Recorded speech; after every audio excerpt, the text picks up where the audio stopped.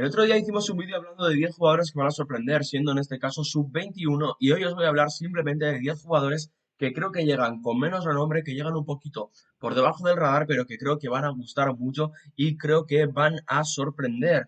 Os están gustando bastante los vídeos, así que seguir así apoyándolos, dejar un like, suscribiros, lo que siempre os pido para que sigamos haciendo contenido durante el Mundial, que hablemos del Mundial evidentemente, pero que también empecemos a hablar de la liga, empecemos a hacer reconstrucciones, alguna reconstrucción en segunda que también me habéis pedido, y bueno, cualquier cosa que os interese, dejármela en comentarios y estaré encantado, también hablaremos de fichajes evidentemente, estaré encantado de analizar y estaré encantado de hacer vídeos. Como digo, son 10 jugadores que creo que están por debajo del radar, es decir, que tal vez sean los más desconocidos dentro de X selecciones. Hablo de desconocidos, evidentemente, para el público medio. Vamos a hablar de un jugador colombiano que seguro que los colombianos conocen a las mil maravillas. Vamos a hablar de un uruguayo que los uruguayos conocen a las mil maravillas. Pero bueno, teniendo un poco en cuenta el aficionado medio, pues bueno, son 10 jugadores que creo que van a ser importantes en el Mundial y que creo que van a gustar bastante a cualquier persona que quiera ver estos partidos. Así que vamos a empezar por el que posiblemente sea el más conocido de todos, que es Elliot Anderson, el mediocentro del Nottingham Forest, que va a representar a Inglaterra y que va a ser titular junto a Declan Rice, un jugador que tengo la sensación, después de hacer la lista de estos jugadores, y estuve viendo el otro día un vídeo de la media inglesa, me parece, por cierto, muy interesante el canal y creo que, bueno, que este tipo de canales son los que hay que apoyar.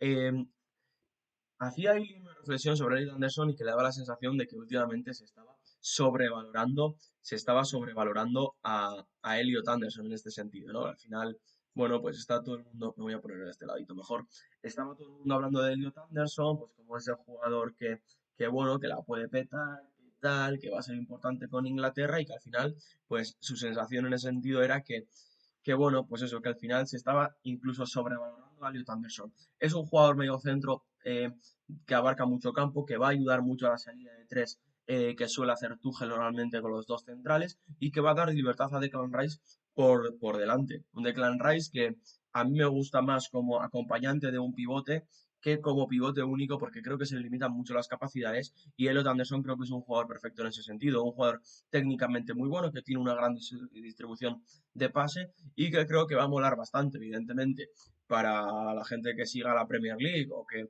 bueno, que siga un poquito el fútbol, pues Elliot Anderson se será conocido, pero creo que dentro de una selección donde hay tanta superestrella, como hablábamos de Declan Rice, Bukayo Saka, jugadores como Harry Kane, Reece James, bueno, creo que Elliot Anderson puede ser uno de los más desconocidos en este sentido y creo que es bastante interesante. Seguimos con un jugador que yo creo que estos ya sí que pueden ser más desconocidos. Zion Suzuki es el portero de Japón, el portero del Parma, de la Serie A italiana. A mí es un portero que, a ver, evidentemente, eh, os voy a comentar un poco lo mismo que dije con Epolo en el vídeo anterior.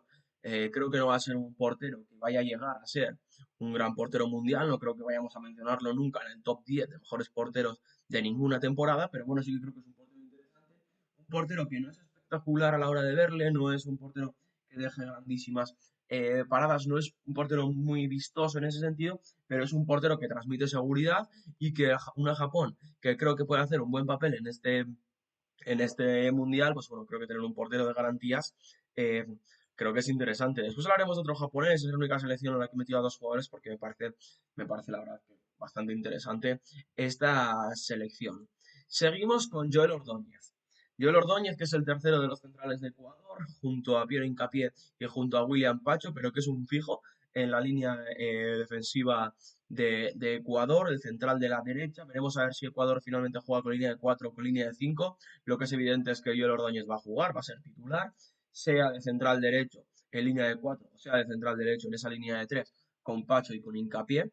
Joel Ordóñez es un jugador fijo, el jugador del Brujas, y yo creo que este chico, esta temporada, este verano, va a salir de la Liga Belga rumbo a un gran equipo. Me encaja mucho en la Premier League. Creo que es un jugador muy, muy bueno, muy, muy bueno, y que creo que va a salir prontito del Brujas, como estoy diciendo. Un Ecuador que, bueno, ya he hablado de Ecuador cuando hicimos las predicciones, pero que creo que va a ser una selección que va a molar mucho, que tiene grandísimos jugadores. Me gusta mucho también el acompañante de Moisés Caicedo en el centro del campo. Tiene a un jugador como Gonzalo Plata, que ya lo conocemos en la liga después de su paso por el Valladolid, y creo que Ordóñez es otro de esos grandes jugadores. Seguimos con Onanis Hadji Musa, el jugador del Feyenoord, 24 añitos, extremo derecho, zurdo, un grandísimo regatador. A priori suplente por detrás de Mares, pero creo que cuando entra tiene la capacidad de agitar los partidos, que esto me parece algo espectacular y como digo, es un jugador muy vistoso en ese sentido para, para los amantes de esos jugadores regateadores que no se cansan, que driblan mucho. Bueno, creo que Anis Hadji Musa en este sentido es ese tipo de jugador que mola mucho ver, que siempre te deja una de esas skills que suelen molar bastante y creo que es uno de esos jugadores a los que hay que ponerles el ojo. Me gustó bastante su participación en la Copa África, aunque jugó poco, como digo, jugó muy poquito, pero que cuando juega, como digo, tiene la capacidad de romper los partidos. Seguimos con el paraguayo, con Diego Gómez, con el jugador del Brighton. Con Diego Gómez hay una duda bastante importante, porque en el Brighton lo hemos visto en el doble medio centro, junto a Carlos Baleba, lo hemos visto en la media punta y lo hemos visto también en banda izquierda. A mí personalmente me gusta más como medio centro, porque creo que es eh, donde mejor rentabiliza sus virtudes, que es un jugador de mucho recorrido, normalmente en el Brighton junto a Baleba, que es algo más posicional, es el jugador que tiene más capacidad de llegada, tiene más ida y vuelta, y creo que en ese sentido es donde más me gusta. Veremos a ver en Paraguay donde juega, yo creo que jugará en ese medio centro, y es un jugador al que creo que hay que ponerle el ojo, porque creo que su temporada en el Brighton, a pesar de que haya jugado en diferentes posiciones, ha sido muy buena. Ya han empezado a sonar rumores de que pueda salir a otros equipos y creo que si hace un buen mundial con Paraguay, creo que, bueno, creo que puede dar el salto a otro equipo. En Francia, evidentemente, pues hay muchísimos jugadores conocidos, la gran mayoría de ellos lo son, pero creo que Akliouche, ese extremo derecho media punta del Mónaco, es un jugador bastante desconocido para el público de fuera de la Liga, que es al final donde juega Akliouche. Es un jugador muy jovencito y que a priori es el suplente de Olise en esa banda derecha. Veremos a ver cómo gestiona Deschamps el tema de los cambios, veremos a ver, bueno, sobre todo veremos a ver quiénes son los titulares, porque yo tengo alguna que otra duda. No sé si Olise va a ser el extremo derecho o va a jugar en la media punta, si será Ryan Cherky. Creo que Akliouche es el primer suplente de estos dos, de Cherky o de Olise, y él juega normalmente en banda derecha, un jugador rematador, un jugador que tiene una muy buena zurda y que creo que va a molar bastante. Eso sí, habrá que ver de cuántos minutos puede disponer en el Mundial. Seguimos con el más veterano de la lista, que es Daniel Muñoz, el carrilero de derecho de Crystal Palace, que, bueno, creo que al final es un lateral o carrilero que ha llegado siendo ya veterano, vamos a decir, con cierta edad a la Premier League, que creo que ya me sorprendería que siga escalando. Bueno, tiene 30 años, pero creo que en Crystal Palace ha encontrado su posición perfecta, creo que ha encontrado su contexto perfecto y me sorprendería que dé un salto más allá.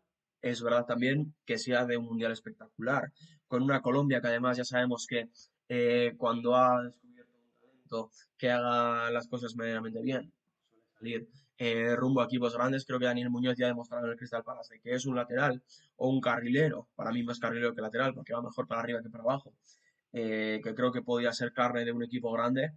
A mí me sorprendería que salga del Crystal Palace, porque creo que, como digo, ha encontrado en el Crystal Palace su posición y su contexto ideal, pero no me sorprendería, pues bueno, que por ejemplo algún equipo de los grandes del fútbol inglés haga una apuesta por él. A mí, por ejemplo, me encajaba mucho en el Manchester City, pero la temporada de Matheus Nunes ha sido bastante buena y de hecho parece que pueda ir de lateral derecho con Portugal y no de centrocampista. Era un poco la posición donde yo más dudas tenía. Me puede encajar también en un Manchester United, porque a mí ni Dalot ni Masraoui me parecen laterales de gran renombre y pues para un equipo top de la Champions. Ahora, no sé hasta qué punto, qué dinero puede pedir el Crystal Palace por él y si un equipo de estos va a hacer una inversión tan grande en un jugador de ya 30-31 años. En el vídeo anterior hablábamos de Bouad y aquí quiero hablaros de Samir El Mourabet. ¿Por qué? ¿Y por qué lo meto aquí? Porque creo que a priori no va a ser titular. Creo que los centrocampistas titulares, bueno, va a estar fijo el Ainaoui, que es el medio centro de la Roma, eso seguro. Y luego junto a él veremos a ver si juega Bouadi, si juega Sofiane Rabat o si juega Samir El Mourabet. Mourabet, el medio centro del Estrasburgo, medio centro zurdo, un medio centro que es muy posicional, es un jugador que siempre está bien colocado, que tiene una grandísima capacidad para distribuir. Luego tiene una facilidad para romper líneas por medio del pase. Hablábamos de Bowadi en el vídeo anterior, de que tiene capacidad de romper en conducción. Lo hace por medio del pase. La duda con el Mourabet es si va a ser titular o cuántos minutos puede tener en el centro del campo de Marruecos, que este ya sabéis que el que a priori no es titular, puede ser que en la jornada 2 lo sea y que lo sea el resto del Mundial. Entonces, en ese sentido hay que tener un poquito de cuidado con hablar de si va a ser titular o no, pero bueno, sí que creo que si hablamos de la jornada 1 de Marruecos, que va a jugar contra Brasil, creo que el Mouravet no va a ser titular en ese centro del campo, aunque es un jugador que mola mucho, que veremos a ver, porque está en el Estrasburgo. Si el Chelsea tiene alguna intención de tenerlo en plantilla, porque si no, creo que es un jugador que puede salir por muchísima pasta y me sorprendería que el Chelsea la verdad se lo quede porque juegan teniendo jugadores como Enzo, como Moisés, como Andrei Santos, que finalmente se ha quedado fuera del Mundial, como Romeo Lavia, que creo que es un jugador que si las lesiones le respetaran un poco, bueno, creo que podría hacer carrera en el Chelsea. Veremos a ver qué intenciones hay con él, porque si no, creo que el Mouravet va a ser uno de esos jugadores que va a salir dejando mucha pasta en el Estrasburgo.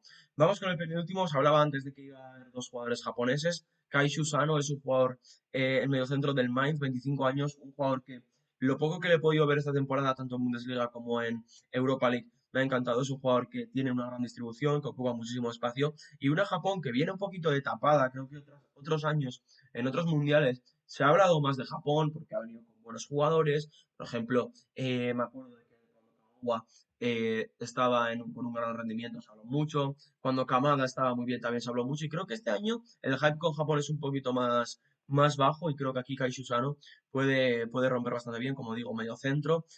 Japón que está jugando con una línea de tres, por delante juega Kai Susano junto a Daichi Kamada, el jugador del Crystal Palace, y creo que Sano va a sorprender bastante. Y vamos a terminar con Maxi Araujo, que posiblemente también es uno de los más conocidos.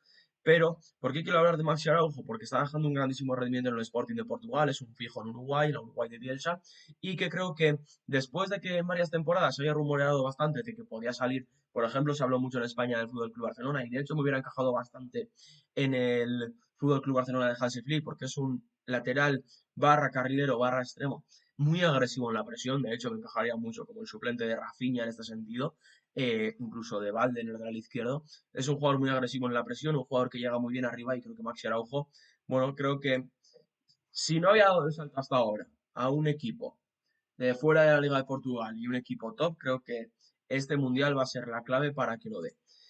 Y hasta aquí este vídeo. Dejadme en comentarios qué opináis de esta lista, dejadme en comentarios si estáis de acuerdo con estos jugadores que creéis que pueden ser los tapados y que puedan dejar un gran rendimiento. Si creéis que se me ha olvidado algún nombre, dejármelo en comentarios. Y si hay que hacer una segunda parte, bueno, pues se intentará hacer antes de que empiece el mundial. Si os ha gustado el vídeo, dejar un like y suscribiros porque como os he dicho al inicio del vídeo, vamos a seguir haciendo mucho contenido durante el mundial, vamos a empezar a hacer vídeos de la liga, vamos a hablar de mercado de fichajes y para todo eso, qué mejor que apoyéis el canal, que dejéis un like, que os suscribáis y que nos veamos en el próximo vídeo.